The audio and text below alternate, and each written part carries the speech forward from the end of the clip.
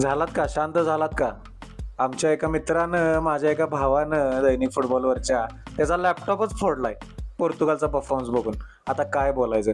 असं काय करू नका बाबांनो. खर्च आपला आपल्यालाच भागवायचा आहे, दुसरं कोण देणार नाही. त्यापेक्षा माझ्याशी बोला, मी बोलतो.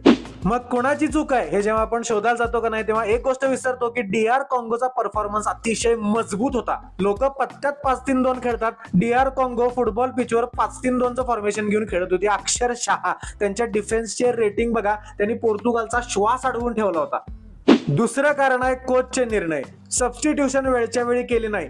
जाओ फिलिक्स, राफाएल लियाओ, कॉन्सेसाओ अशा प्लेयरना वेळच्या वेळी उतरवलं नाही. बर्नार्डो सिल्वा चालत नसताना त्याला बाहेर काढलं नाही. तिसरा गोल झालाय पोर्तुगालच्या टीमकडनं. 6व्या मिनिटाला 7व्या मिनिटाला गोल बसलेली असताना आक्रमक खेळायचं सोडून त्यांनी आवळले, डिफेन्सिव्ह खेळले हाफ टाइम होईपर्यंत, आणि नेमकं हाफ टाइमच्या जस्ट आधी त्यांनी न कळत एक गोल खाल्ली. चौथा विषय आहे क्रिस्टियानो रोनाल्डो. दादाच्या चुका काढण्या एवढा मी काय मोठा माणूस नाही. दादाच्या चुका आता काढायला लागलो, त्याची मापं काढायला लागलो तर लोक मला सोडावर लटकवतील. त्यामुळे काय आहे, दादा बाबतीत एकच गोष्ट बोलीन की या व्यक्तीला मी एवढा दबाव घेऊन माझ्या आयुष्यात कधी खेळताना बघितलेलं नाही.